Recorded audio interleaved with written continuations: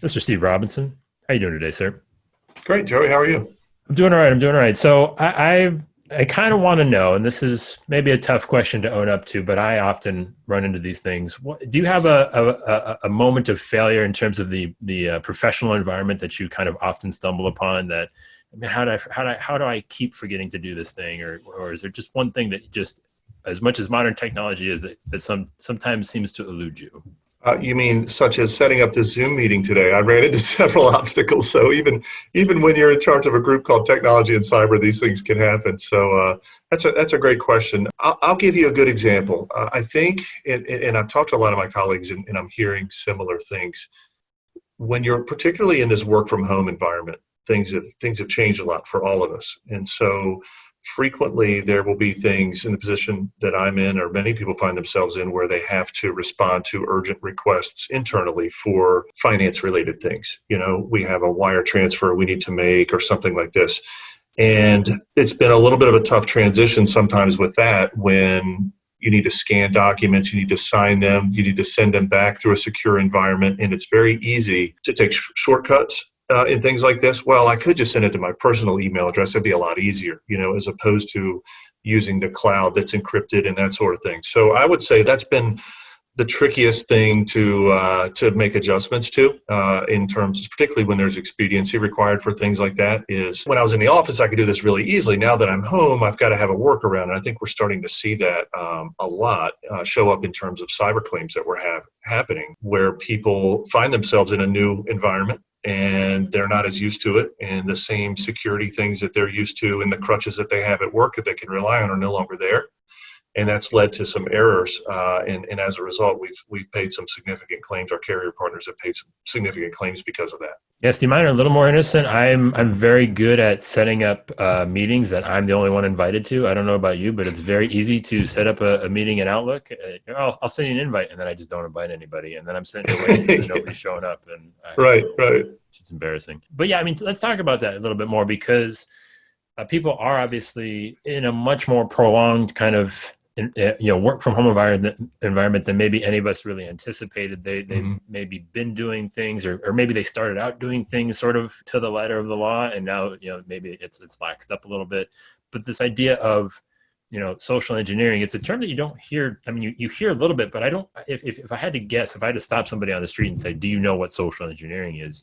I don't know what the hit rate would be, but my guess is you would be surprised that most people wouldn't necessarily know what that means. So I mean, what are we talking about? Because it's been around almost as long as the internet has existed, I would imagine, right? Well, no, social engineering has been around as long as people can talk to one another, really. Because, and I There's think that that's too. that's one important thing here is we think in our insurance world, we think of social engineering as the good guys giving money to the bad guys when they didn't mean to, right? And we think of it as just money. But I think we need to even step back a little more than that in a 30,000-foot view and say, really, social engineering is a tactic.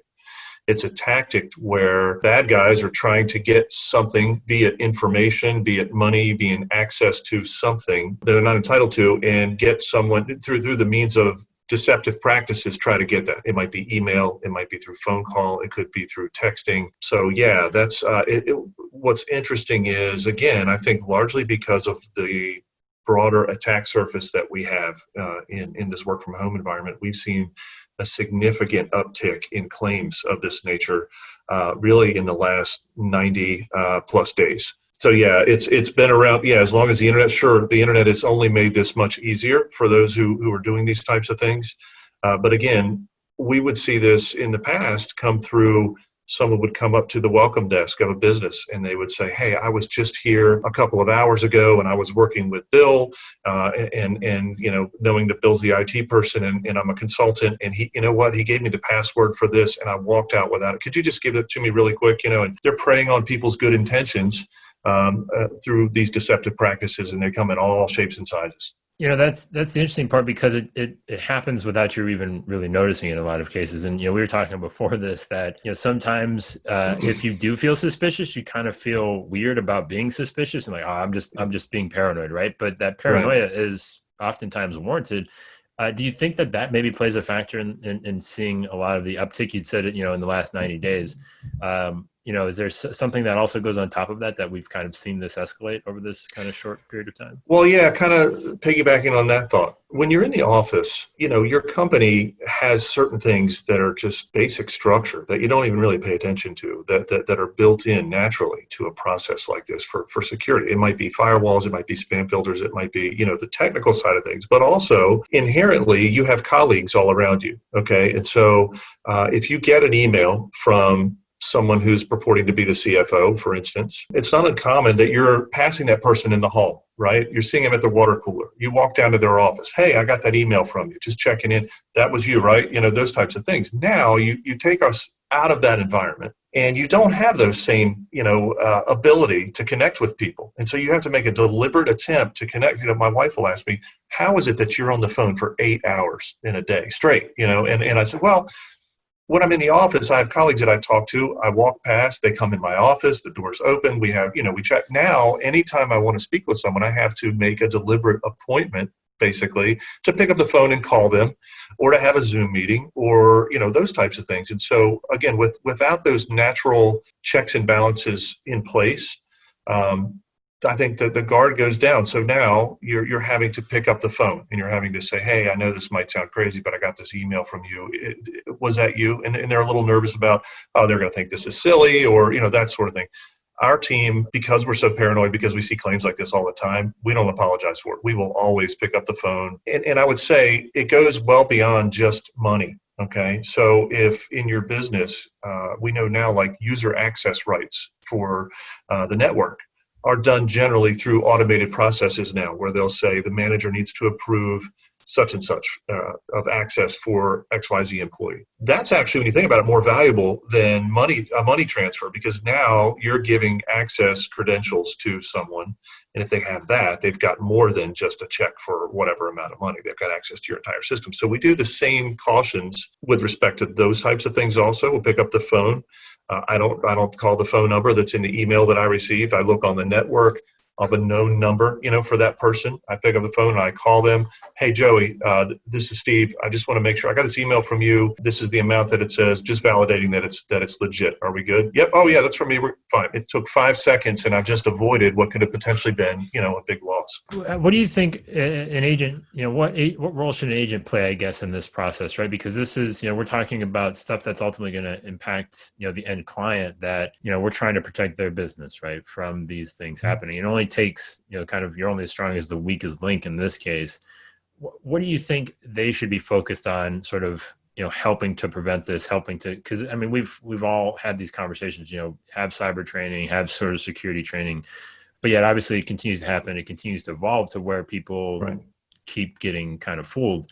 Are there some simple guidelines that can kind of be at least followed to maybe something as simple as, like, when money's involved, always verify, or something like that? Yeah, there are. There's a lot of them. In RPS, we have in our knowledge library and resource pages some tips on this, and we're actually going to be sending out another one today about social engineering, because of the spike in claims we've seen, to share with our retail partners, to say, here's what we're seeing. Here's some easily preventable ways to, stop this from happening. Share this with your client, as well as a list of resources and links online where they can get more information. But I would say the real basics are, you have to look at any request for information access. For, when I say that, I mean like user credentials and things of that nature. For anything related to wire instructions, or money, or transfer of funds, or authorization for things like that, you have to look at those with a very skeptical eye. And so you have to automatically assume, when you get something like that, and recognize the signs. Many times they'll come in an email with a sense of urgency. They might come at a time that's in the middle of the night. And if there's any links embedded, hover over those links and make sure that you can see at the bottom of your screen where that actually points to. Is that masking something else? Again, is it a request that you typically wouldn't get through email? I mean, we know by now, right, that your bank is not going to send you an email and ask you to input your social security number to verify something. But you'd be surprised how many times this happens, because we're all busy in our day. We've got 1,000 emails to respond to, but it's really just slowing down, taking a look, analyzing it, and that all really does. It comes through employee training.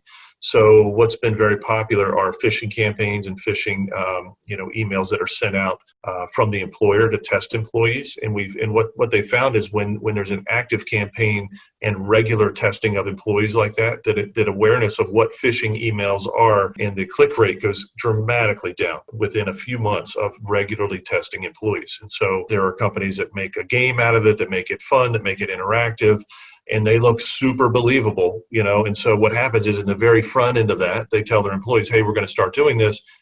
First campaign goes out, they have a 70% click rate or something like that. And then the hope is, within a few months of regularly doing this, we've seen those go down to in the teens, so a significant impact. When that's drilled into you over and over, you start to recognize what those signs are. Again, if there's money involved, you want to have more than one person authorized in that chain so that there's a check and balance on that as well. I think a lot of just the simple common sense things, and the biggest one I would say is, like we said, about a callback. Some insurance policies even require that you do that if social engineering coverage is going to kick in. So again, you get an email, you don't take at face value, what the number is on the email. You look for a known number in a contract or in your system for who that person is. You pick up the phone, you take 1 minute, you call them. I know this might sound crazy. I got this invoice or I got this request for wire transfer. Did this come from you? Here's the amount that it was. Yes, that's from me. Perfect. Great. You've taken an extra minute out of your life to avoid, and I'll certainly share some stories later with you of some really bad things that have happened for people who didn't take the time to do that. Yeah, well, and the other thing too is, you can always prevent it from, looking at stuff that's coming in, right? Just being more kind of astute as to what you're looking at. But do you think there's any validity in, I guess where I'm going with this is that, I've received emails from people on my team that are actual emails that they've wanted me to, interact with, and they look very suspicious. I'm like, can you guys at least tell me what my favorite color is? Give me some sort of personalization that I know that it's coming from you. Is there some sort of training in that regards to where, hey, listen, man, just add a little bit of a personal touch when you're sending stuff within, the work environment to kind of make it easy for people? Well, that's a great point. And the answer is, while that sounds like a good idea, and it is, the problem that we're seeing now is oftentimes someone has gotten inside a network. And so there's been a breach. They're in the network and they're assuming the identity of someone's email inbox. Okay. So let's say you're the president of the company or you're just an employee of the company and I am the CFO. I get into the email server, right, through some type of business email compromise. Somebody's clicked on something, I've gotten in, and now I've got a window into your entire system. The first place I'm going is to Outlook or Google Calendar or whatever. I'm looking at emails. I'm looking at calendars so that I can craft an email that I send to you that says, hey, Joey, this is Steve. I'm going on vacation next week. Before I leave, I want to make sure that we take care of this and this and this. Can you please do that? Oh, by the way, and they'll say something because they've read the emails. They know what's coming up. They know what's on the calendar, and they make themselves as believable as possible so that you would have no reason to doubt that in fact the email was from me. You hovered over it, whatever. Yeah, it's the same URL because I'm in the network and I'm now someone else, right? He said things about me that maybe only he would know, and so I have no reason to question this. And we've seen numerous claims that happen because of that, because they don't walk around the corner or pick up the phone and say, I got this email. I know it looks 100% legit, but I just need to double check with you. Is this on the up and up? So let's dive into some of those claims then a little bit more. And you just shot my theory straight out of the water, Steve. That's all right. But let's talk about some of the things that you do commonly see that people wouldn't realize sort of the financial impact of. Again, it generally happens in that moment of weakness when they're hurrying, when they're rushing around, when times are not kind of perfect. What is the implication on businesses when these sort of things happen? Well, not to sound dramatic, but it could be the difference between being able to be in business and not be in business, frankly.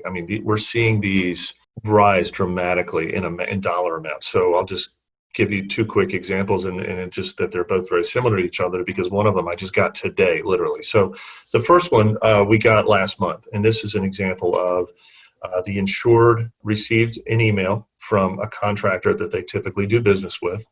The name of the contractor had the word Miller in it.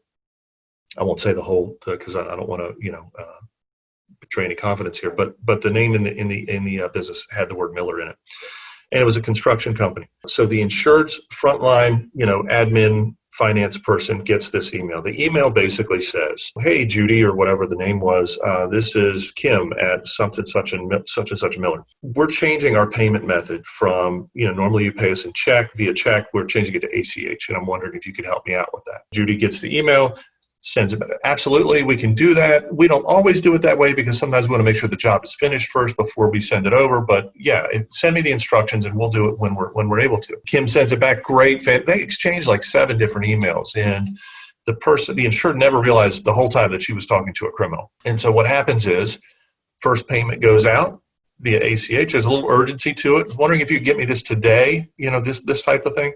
"Oh, sure." Money goes out the door. About 2 weeks later, another one comes in. And this is not unusual in terms of, their payment timeline of when they would typically be paying this contractor. Next one comes out. "Yep, would you mind taking care of that? Send me an email when it's been done, if you don't mind." "Sure, absolutely." So there's all this back and forth. There's trust being built. Well, after more than $500,000 goes out the door, they get a call from the real contractor saying, "Hey, just check in on the status of our payments. You owe us 2 payments on this." "Oh, we've already paid them." "No, you haven't." "Okay, now you've got, law enforcement involved and everything else. We're not able to claw back the money from the bank. It was done. It was gone. And that, the criminal was long gone." So what could they have done differently? Obviously a phone call, after the first email, just like what we're saying, pick up the phone. Don't call the number on the email. We have had situations where the insured has tried to do the right thing. They've gotten the email. I better make sure this is right. I'm going to call this number that's on the email. Well, they call the number and the criminal's on the other end of the phone. "Yep, that's me. Go ahead and send it out." So this happens. So that's why it's important to make sure you go back to your records to say, what is the known number that we have on file for them, and validate it. That's one thing. Now, the exact same scenario just came in today, another claim. This one, different type of insured, but same story. Okay, they get an email. They're requesting a change in payment terms.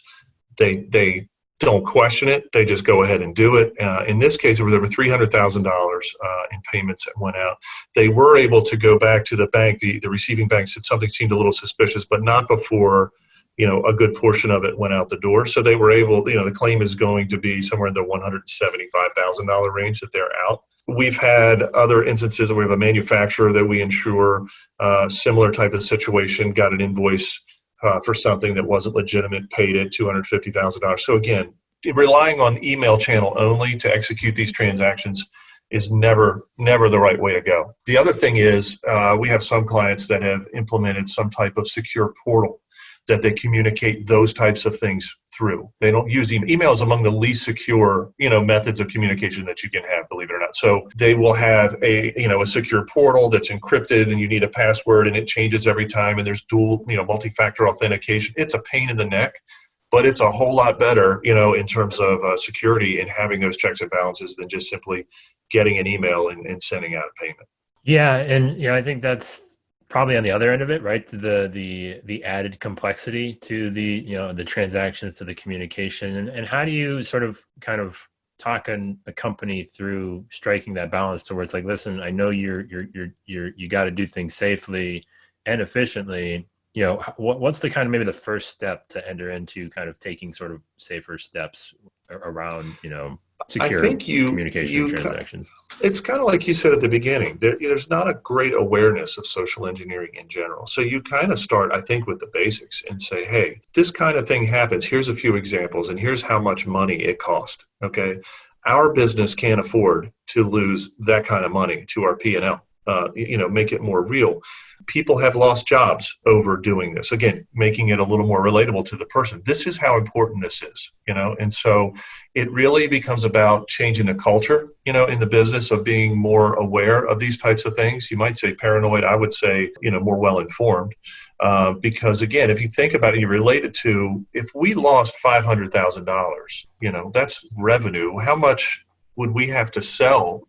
How many calls would we have to make it a little more relatable to them of this is what this means and the impact it has on our business and why it's that important. And it really starts with employee training. And I think it just starts with, you might not even be aware of what social engineering is. This is what it is. Here are some examples.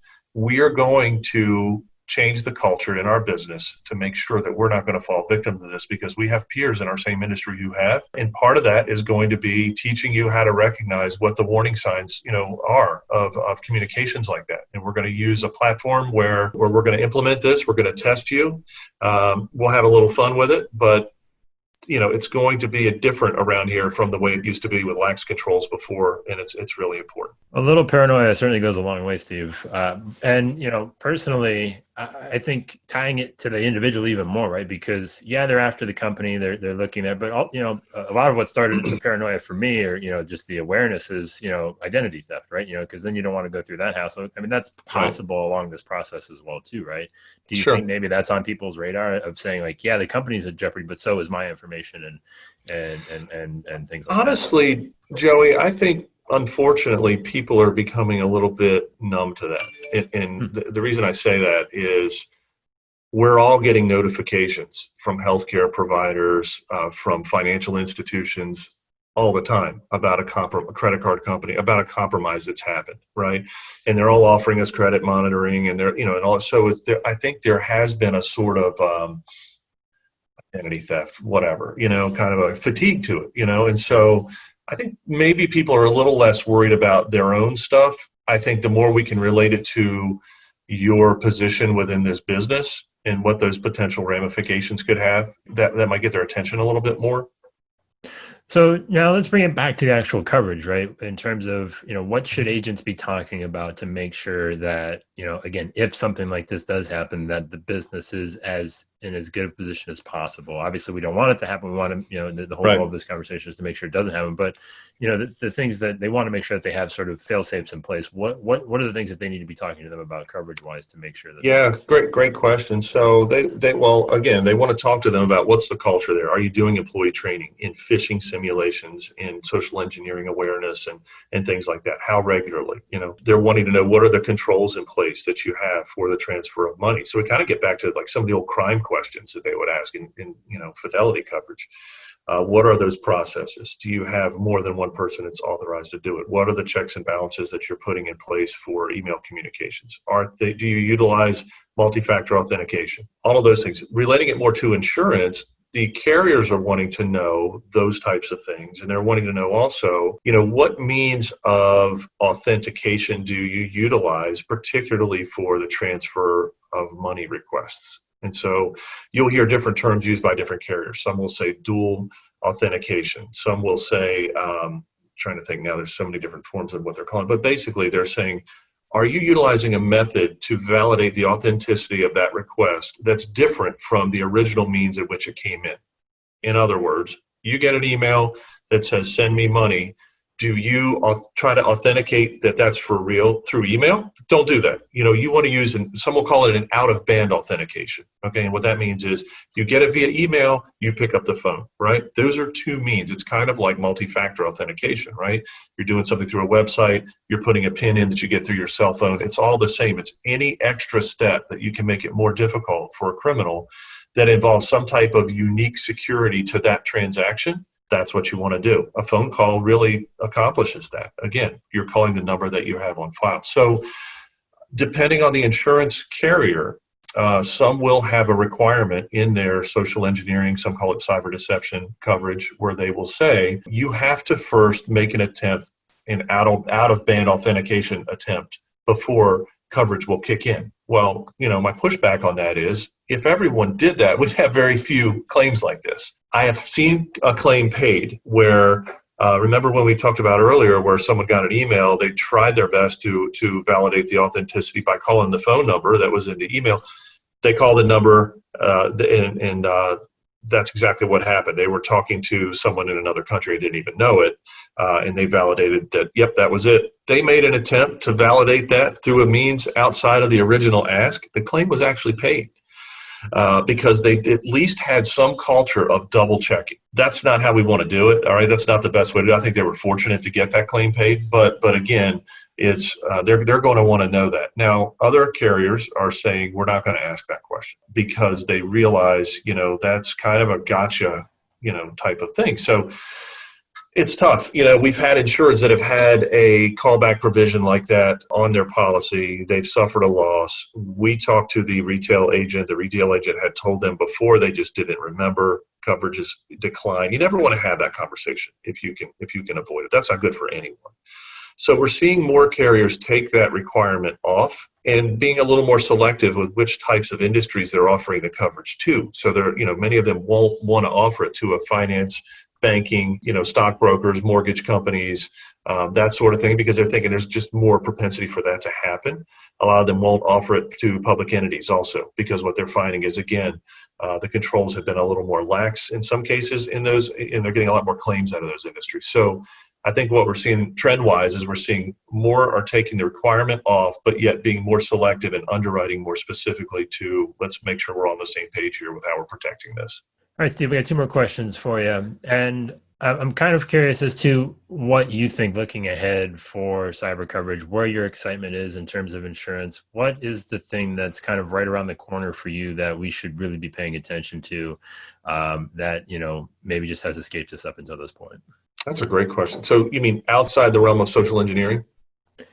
Social Something completely engineering, different? cyber, and your pick, Steve. Whatever you want. There are no rules here. Well, the exciting part of it is you don't know what's coming next, and that's both exciting. It provides for job security, and it's incredibly frustrating, all at the same time. Is you want to be able to. It's so different cyber than typical, let's say, property, right? We've had wind and water and fire and theft kind of occurring in very similar patterns for hundreds of years. This is a peril that's changing daily. And so it is hard to keep up with, so you start looking at things out ahead that, different things that you hear. I think one thing that's particularly intriguing becomes in the area of like video manipulation and deep fake videos and things like this that you hear about, where someone is impersonating now not only kind of a digital persona, but they're manipulating video files. I think this could have an impact on elections. It could have an impact on more public companies where they will make forward-looking statements from people and make it appear to be real that person actually said that. It could actually have an effect on a stock price or on a transaction or an election or things like that. So that's one area. It's not really a quote unquote cyber coverage area per se. My big concern and the concern of most cyber underwriters becomes, because we're seeing this more, cloud breach. That's basically the big hurricane on the horizon for the cyber industry. Is what happens when one particular holder of thousands, hundreds of thousands, or millions of policyholders who all have, cyber insurance policies. What happens if and when they get hacked, and as a result, you've got much more of a horizontal, event that affects simultaneously thousands and thousands of clients who then make claims on their cyber policy. So we just saw this last month, and it's all in the news. So it's not proprietary. Blackbaud is a cloud provider that specializes in nonprofits and education, and they're like a software as a service platform, cloud. So a lot of schools or nonprofits will use it for their philanthropical, tracking or things like that, or schools for their grade systems and stuff like that. Well, Blackbaud got hit by a ransomware attack. And as a result, they had adequate backups and all of that. And they said, no, we're not paying the ransom. Great. The bad guys came back and said, oh, yes, we think you will, because while we were in there executing this ransom, this malware on your system, we got access to a lot of private data as well. And if you don't pay us the ransom, we are going to post this data online, and that's going to be really harmful to you. So they paid the ransom. So what's the downstream effect of that? Well, now Blackbaud has to contact their customers, which are the schools and the nonprofits, and say, hey, this happened. We're letting you know. We have no reason to suspect this and this and this, but it is possible that they had eyes on this private information of yours, which in turn triggers their, in some cases, duty to notify their customers. And if it happens that school district or that private school or that university or that nonprofit had cyber insurance, that's the kind of thing that a cyber insurance policy will help them with.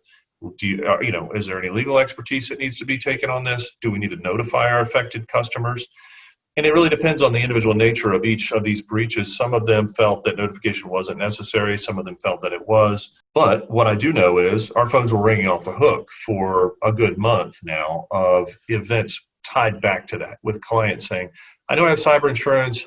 I rely on this vendor. They had a breach. My customer's information might have been compromised. I need some advice here. So the big concern becomes, what happens if it's even bigger than a Blackbaud? And what happens if it's in, an AWS or a Rackspace or, it's one of these large companies? That's a real concern. So that's something to look out for, is really in the area of cloud security and what happens there. Steve, I don't know about you, but I'm pretty excited for the deep fake version of this conversation we're having, where we tell people to do the exact opposite of what we just spent the last 30 minutes talking about. Last question, Steve. So if you could have sort of, let's maybe call it a mind control device to sort of elevate the level of awareness or urgency around sort of cyber and things like that, what's the thing that's sort of standing in the way, that's blocking this sort of adoption of wanting to take it more seriously across the board and really stressing it within that renewal, that sort of conversation within the client? I think agents are tuned into risk management from more traditional levels. So what I mean by that is, we talk to our clients about avoiding sexual harassment, avoiding discrimination, avoiding workplace violence. We put fire alarms in the buildings. We do safety training about lifting and about, all of these, things that we need to be doing that are all very important. This hasn't made it into the conversation at that level of urgency yet. And I think that's the big thing, is we need to consider, information security on par with all of those other things. Now, forgetting about the fact that we're not talking generally about life or death here. So I'm not saying the relevance in terms of, tragedy or disaster, but the relevance in terms of fiscally, and operationally and reputationally and financially, to their business. This could be even worse than many of those things. And so it needs to be at the very front end of those conversations and taken with the same degree of, seriousness that all of those other traditional risk management things that have taken so many years to kind of get there on. We got to get there more quickly, with respect to information security training. Steve, this has been fantastic. I'm going to leave it right there, sir. Well, thanks, Joey. Appreciate it. It's good talking to you.